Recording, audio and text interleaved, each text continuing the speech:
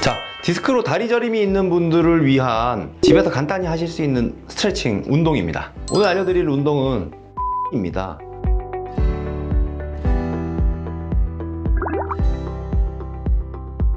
자, 디스크로 다리 저림이 있는 분들을 위한 집에서 간단히 하실 수 있는 스트레칭 운동입니다. 오늘 알려드릴 운동은 견인입니다. 디스크에 우리 허리를 당기는 견인 많이 하시잖아요. 사실 집에서 셀프로 하실 수도 있어요. 그게 바로 이 방법인데요. 여기 팔걸이가 있는 의자가 집에 아마 하나쯤 있으실 수 있고요. 제가 좀 이따 팔걸이가 없는 의자밖에 없을 때에도 한번 방법을 알려드릴게요. 자, 팔걸이가 있는 의자가 있으시다면요. 자, 요렇게 팔걸이에 양손으로 지지를 해서 버티는 거예요. 그렇게 되면 다리에 힘을 쫙 뺀 상태에서요. 팔걸이에 지지를 해서 버티게 되면 허리가 쭉 늘어나는 느낌을 받으실 수가 있거든요. 이게 바로 셀프 견인입니다. 이 팔의 힘 때문에 오래 하진 못하실 거예요. 하지만 이렇게 허리를 견인해 주는 것만 해도 굉장히 시원하게 느끼실 수가 있거든요. 이렇게 팔걸이가 있다면 팔걸이를 잡고 쭉 견인해 주시는 거 상당히 좋은 방법입니다. 자, 팔걸이가 있는 의자가 없으신 분들도 있을 겁니다. 그런 경우에는 그냥 아무 의자나 괜찮습니다. 의자 2개만 있으면 되고요. 의자 2개에 양쪽 팔꿈치를 대시고요. 여기를 버텨주시는 거예요. 자, 깍지를 껴시면 훨씬 더 편합니다. 그리고 엉덩이를요, 바닥에 붙였다가 쭉 떼면서 팔 힘으로 버티는 거예요. 그러면 다리가 저리고 불편할 때 이렇게 견인을 해주시는 것만 해도 다리가 굉장히 시원해지는 걸 느끼실 수 있습니다. 자, 그리고 집에 이런 의자가 없다면요, 집에 있는 책상이나 혹은 식탁도 좋습니다. 이 식탁을 이용해서 견인을 하실 수가 있는데요, 양쪽 팔로 지지를 한 다음에요, 이렇게 식탁에 일부 기대서요, 다리를 완전히 달랑 들려고 하면 힘들어요. 발에는 붙이고 있지만 다리에 힘을 주지 않고 요 팔에만 힘을 준 상태에서 이렇게 지지를 하게 되면요, 허리 쪽이 쭉 늘어나는 견인을 하실 수가 있어요. 지금 다리에 힘을 전혀 안 줬거든요. 이렇게 팔 힘만으로 버티시는 겁니다. 그러면 허리 쪽이 시원합니다.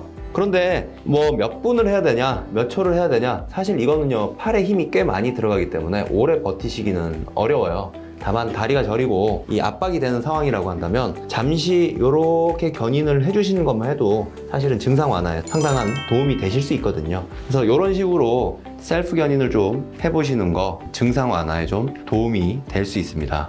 그래서 우리가 이렇게 자꾸 구부정한 자세로 척추뼈를 뒤로 벌리게 되면요, 이 뒤쪽에 있는 이 추간판이 자꾸 이렇게 벌어지는 힘을 받아서요, 안에 있는 수액이 탈출하기 쉬워집니다. 그래서 뭔가 우리가 자꾸 구부정하게 뭐를 해가지고 동작을 하려고 하면요, 이거는 허리에 굉장한 무리가 돼요. 특히 물건 같은 거 무거운 거 드실 때 말입니다. 이렇게 해가지고 그냥 이렇게 쑥 드시잖아요. 이렇게. 그러면 여기에 디스크한테 엄청난 고통을 주고 계시는 거예요. 그래서 물건을 들 때도요, 사실은 신전 자세, 역도 선수들처럼 똑같아요. 역도 선수들을요, 이렇게 드는 사람 없거든요. 절대로 이렇게 들지 않습니다. 엉덩이를 쫙 이렇게 허리를 쏙 집어넣고요, 이 신전을 유지한 상태로 디스크에 무리가 가지 않도록 닫은 상태에서 물건을 들어서 이렇게 들잖아요. 우리가 역도 선수들처럼 이렇게 들 수는 없습니다만, 물건을 드실 때요, 이렇게 말고요, 무릎을 써서 앉아서 물건을 들어서 올리는 거, 허리에 신전 자세를 좀 일정 정도 유지해 주시는 것이 좋습니다. 물건을 들 때뿐이 아니고요, 의자에 앉을 때도 마찬가지입니다. 우리가 의자에 앉으면 보통 이렇게 꼬부정하게 앉으시잖아요. 컴퓨터를 한다든지 자판을 칠 때 이렇게 잘 안 하시거든요. 이렇게 꼬부정하게 하면 역시 척추뼈를 이렇게 기울여서 뒤쪽으로 디스크를 미는 힘을 계속 주는 겁니다. 디스크는 앞면보단 뒷면이 약해요. 자꾸 이렇게 되면 뒤쪽으로 수액이 탈출할 수가 있습니다. 그래서 이렇게 앉을 때도 좀 반듯하게 앉으시고요. 특히 반듯하게 앉으실 때 일부러 이거를 반듯하게 앉으려고 그러면 굉장히 힘이 들고요, 잘 안 됩니다. 이때 한 가지 팁이 있는데요, 엉덩이 밑에 뭔가 좀 높은 물체를 하나 대서요, 요렇게 엉덩이가 이 무릎보다 높이 올라오게 되면요, 허리를 안 펼래야 안 펼 수가 없어요. 그래서 이렇게 자연스럽게 펴지게 됩니다. 물론 뭐 엉덩이를 깊이 넣고 앉는 것도 한 가지 방법이긴 한데요, 이 밑에 뭔가를 좀 깔면 그것도 굉장히 좋은 방법 중에 하나가 될 수 있습니다. 자, 그리고 또 하나는요, 우리가 운전하실 때요, 보통 이 옆에 이렇게 기어박스에다가 딱 기대고 한 손으로 쫙 운전하시면서 백미러 이렇게 보시잖아요. 요게 전부 다 이 허리 자체에 자꾸 벌어지는 힘을 주는 자세들이에요, 전부 옆쪽으로도. 그래서 운전하실 때도 사실은 의자를 조금 높이시면 가장 좋습니다. 그래서 이 엉덩이가 무릎보다 위쪽에 있도록, 혹은 허리 뒤에 뭔가를 살짝, 허리 뒤에 쿠션도 좋습니다. 그래서 허리가 좀 펴질 수 있도록, 그리고 기왕이면 이 룸미러 자체를요 요렇게 해서 볼 수 있도록 세팅을 하시면요 계속 이렇게 운전하셔야 돼요. 그래서 이 룸미러 자체를 이렇게 해서는 절대 안 보이도록 세팅해 놓는 것도 한 가지 방법이에요. 내가 허리를 펴서 목을 이렇게 들어야만 룸미러가 보일 수 있도록 일부러 세팅을 그렇게 좀 해 두시면요 사실은 부득이하게 내가 이렇게 되고 싶어도요 이걸 보려고, 룸미러 보려고 허리를 한번 펴게 됩니다. 이것도 한 가지 꿀팁입니다.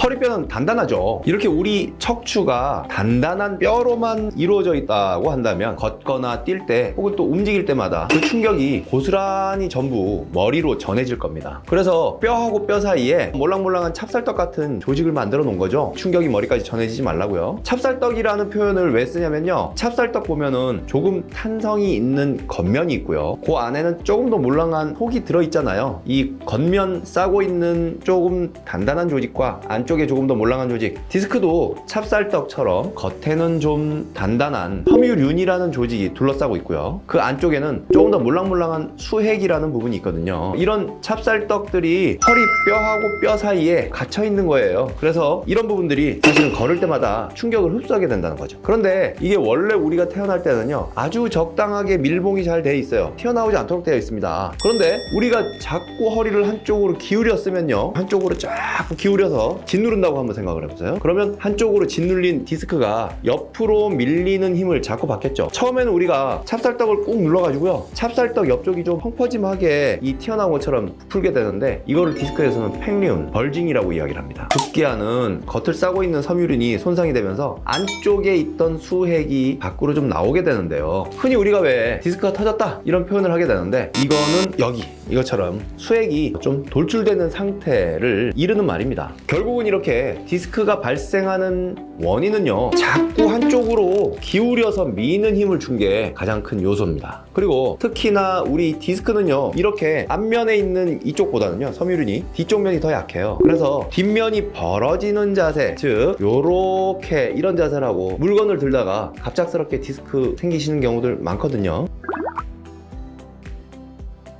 수술을 해야 되나? 시술을 해야 되나? 그런데 또 주변에 보면요 수술이나 시술을 해도 또 아프다는 분들도 많죠. 그래서 또 갈등하는 거예요. 이걸 어떻게 해야 되나? 이러고 말이죠. 앞서서 디스크의 원인이 한쪽으로 기울어진 힘을 주기 때문이라고 말씀을 드렸죠. 디스크는 생활 습관의 개선이 반드시 이루어져야 되는 질병입니다. 치료를 잘 해놔도요 옆으로 자꾸 기울여서 내리누르는 힘이 반복적으로 작동이 되면요 다시금 문제를 일으키기 마련이죠. 예전에는 수술을 무조건 해야 되는 질병이라는 인식이 강했습니다. 하지만 이제는 많은 사람들이 디스크는 수술을 하지 않고도 치료가 된다는 사실을 아시게 됐거든요. 대략 10명 중 8명은 수술 없이 치료가 잘 됩니다. 그러면 수술이 전혀 필요 없냐? 그건 아니에요. 수술을 적극적으로 고려해야만 되는 경우들도 있습니다. 첫 번째는요 풋드랍입니다. 족하수라고도 부르죠. 다리로 가는 신경이 마비가 되면요 발목을 움직이는 힘이 약해져요. 걸을 때 발목이 달랑달랑 들리면서 우리가 걷게 되는데요 이게 잘 안 됩니다. 그러면 발목이 이렇게 아래로 처지기 때문에 제대로 걷기가 힘이 들죠. 이런 경우는 수술을 적극적으로 고려하셔야 됩니다. 그리고 대소변에 문제가 생겨도 수술을 적극 고려하셔야 돼요. 대소변을 주관하는 신경총이 눌리게 되면요 이런 문제가 생기게 되는데 이런 문제 또한 수술의 적응증입니다. 바꾸어 말하면 이렇게 족하수나 아니면 대소변 장애가 있는 경우가 아니라면 일단은 수술보다는요 보존적인 치료와 생활습관 개선을 통해서 증상 완화를 충분히 기대해 볼 수 있다 하는 이야기이기도 합니다. 자, 아까 풋드랍 이야기를 드렸었는데요 아마 풋드랍이 뭐냐 하시는 분들이 있을 수 있습니다. 풋드랍은 말 그대로 발이 드랍되는 거예요. 떨어지는 건데 이 풋드랍은 원래 사람이 걸을 때 이렇게 다리를 달랑달랑 움직이면서 걷잖아요. 근데 디스크 때문에 이 정강이 신경이 마비가 되면 발이 걸을 때 이렇게 걸어집니다. 보통은 이렇게 잘 차면서 걷는데 끌려요 발이. 그래서 보통 풋드랍이 오시면 환자분들이 발목이 안 움직여요 이렇게 말씀하시는 게 아니고 다리에 힘이 없어요 이렇게 얘기를 하시거든요. 근데 사실은 다리에 힘이 없어서 잘 안 걸어지는 것이 이 발이 끌려가지고 발목이 이렇게 제대로 작동을 못하니까 끌려서 다리에 힘이 없는 것처럼 느껴지시는 건데 뭔가 다리에 전체에 진짜 힘이 없는 것으로 오인을 하시는 경우들이 간혹 있습니다. 자, 풋드랍을 알아볼 수 있는 방법을 하나 먼저 알려드릴게요. 발을요 앞꿈치를 들고 제자리 걸음을 한번 해보세요. 다리가 저리면서 내가 뭔가 자꾸 다리에 힘이 없는 느낌이다 이러면 반드시 요거 풋드랍 검사입니다. 앞꿈치를 들고 걸어봤을 때 얘가 제대로 안 들린다, 제대로 여기 발이 이렇게 들리는 힘이 좀 약하다 이러면 풋드랍이라고 의심을 하실 수가 있습니다. 물론 제가 풋드랍도 사실은 보존적으로 치료를 한 케이스들이 있긴 하지만요,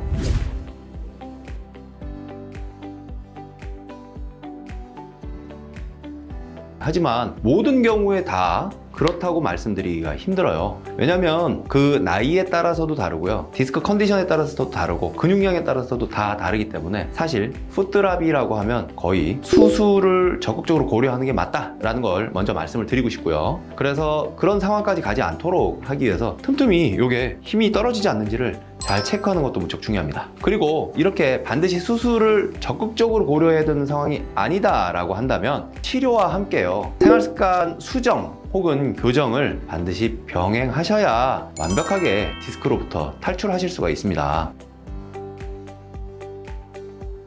요즘 내가 걸을 때 다리가 자꾸 저리고 쥐가 나. 그러니까 자꾸 가다가 쉬어가야 되고 걷는 거리도 자꾸 줄어드는 거야. 며칠 전에는 저기 앞에 신호등이 초록색으로 바뀌었는데도 내가 다리가 안 떨어지는 거야. 그 신호 안에 건널 수 있으려나 엄두가 안 나서 말이야. 이런 이야기를 저한테 해주신 적이 있는데요. 그 이야기를 들으면서 참 마음이 아프고 안타까웠습니다. 어머님이 이야기하신 이 증상은 바로 척추협착 또는 척추관 협착이라고 불리우는 척추 질환의 전형적인 증상이고, 이를 파행이라고 부르기도 합니다. 저의 진료실을 찾은 많은 분들이 궁금해하시는 부분이 아마 협착은 반드시 수술을 해야만 됩니까? 혹은 협착은 도대체 어떻게 관리를 해야 됩니까? 일 것 같습니다. 오늘 이 부분에 대해서 여러 가지 자료들과 저의 치료 경험을 합해서 말씀을 좀 드려보려고 합니다. 협착으로 고생 중이신 분들은 오늘 이야기 끝까지 들어보시면 향후 치료 방향을 결정하는 데에 도움이 좀 되시리라 싶습니다. 척추 안정화의 효율적인 운동 프랭크입니다. 자, 프랭크는요, 팔꿈치를 여기를 바닥에 대시는 겁니다. 이렇게 짚는 게 아니고요, 팔을 대시고요, 이렇게 대시고 어깨 너비만큼 대시고 다리도 이렇게 편안하게 뻗으신 다음에요, 너무 엉덩이를 들거나 허리를 젖히면 안 되고요, 일직선이 되도록 유지를 해주시면 됩니다. 하나, 둘, 셋, 넷, 다섯 정도 해주시면 되는데요, 이건 사람마다 정도의 차이가 있기 때문에 너무 힘들지 않은 정도 해주시면 됩니다.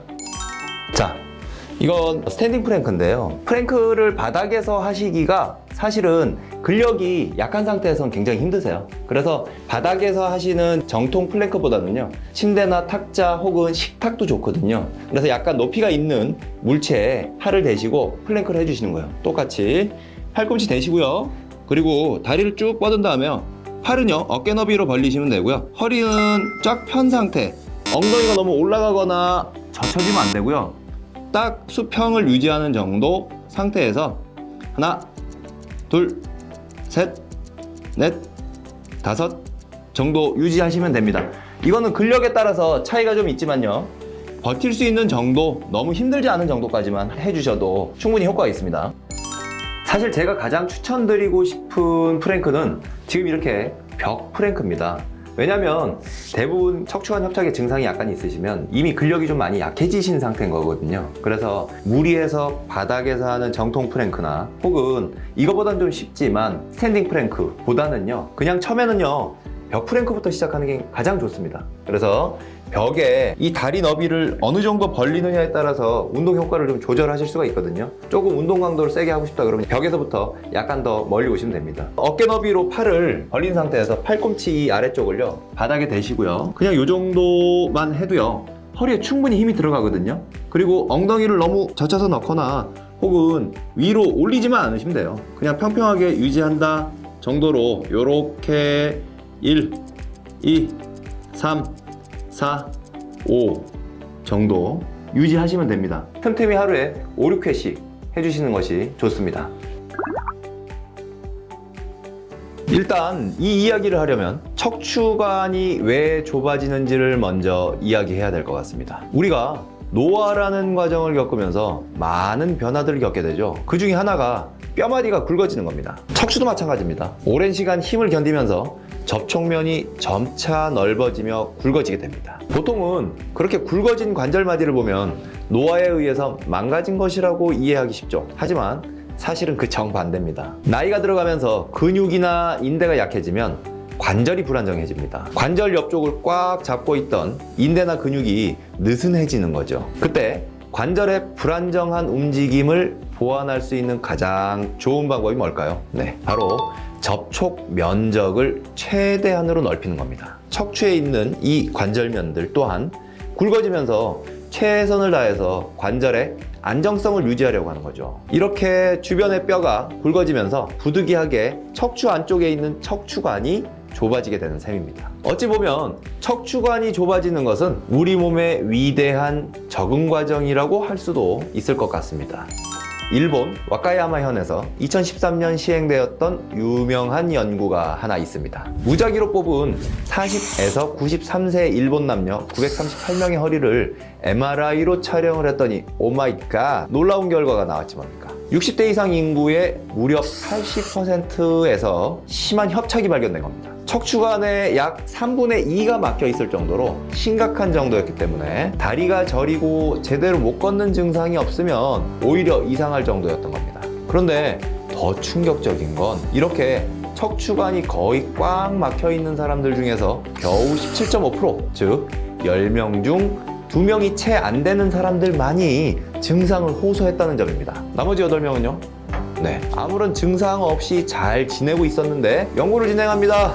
그래서 찍어봤더니 협착증이십니다. 진단을 들은 셈입니다. 척추관이 좁아지면 당연히 다리가 저리고 쥐가 많이 나고 이럴 거라고 생각을 하시죠. 하지만 사실은 그렇지는 않다는 거예요. 앞서 말씀드렸듯이 나이가 들면서 척추관이 좁아지는 것은 내 몸이 노화에 적응해가는 자연스러운 과정 중 하나입니다. 증상이 너무 심해서 걷는 거리가 지속적으로 짧아지거나 신경마비로 인해서 다리에 마비나 위축이 오는 정도라면 신경관을 넓히는 적극적인 수술을 고려해야 할 겁니다. 하지만 어느 정도 저림의 경우는 척추의 환경을 개선함으로써 호전을 충분히 기대해 볼 수가 있습니다. 협착 증상이 있는 환자들을 3년간 수술 없이 추적 관찰한 미국의 연구 결과입니다. 전체 환자의 10에서 20%는 3년 뒤 증상이 악화됐습니다. 하지만 나머지는 증상을 유지하고 있거나 심지어 33%는 증상이 개선됐습니다. 수술이 필요 없다는 이야기를 하는 것은 아닙니다. 다만 이상의 연구 결과들을 따르자면 척추협착이라는 질병은 적어도 증상이 있을 때 당장 수술을 하지 않으면 금세 증상이 확 심해지는 그런 질병은 아니라는 것을 알 수가 있죠. 당장 마비처럼 시간을 다투는 증상이 아니라면 척추 환경을 개선하면서 보존적인 치료를 충분히 받아보는 것도 괜찮은 선택일 수 있다라는 이야기를 드리고 싶습니다. 물론 이 또한 개개인의 환경과 증상의 정도가 다르니까 그에 맞춰서 결정하시면 될 것 같습니다.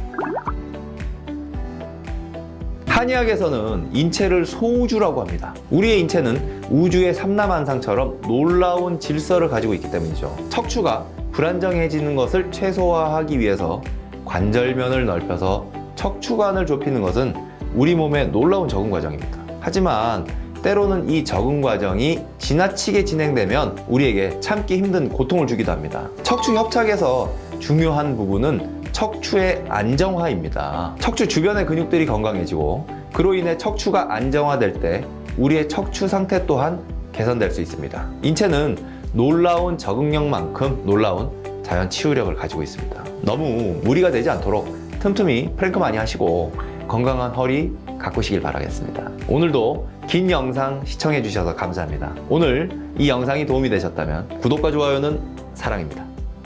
통증요정 김학조였습니다. 감사합니다.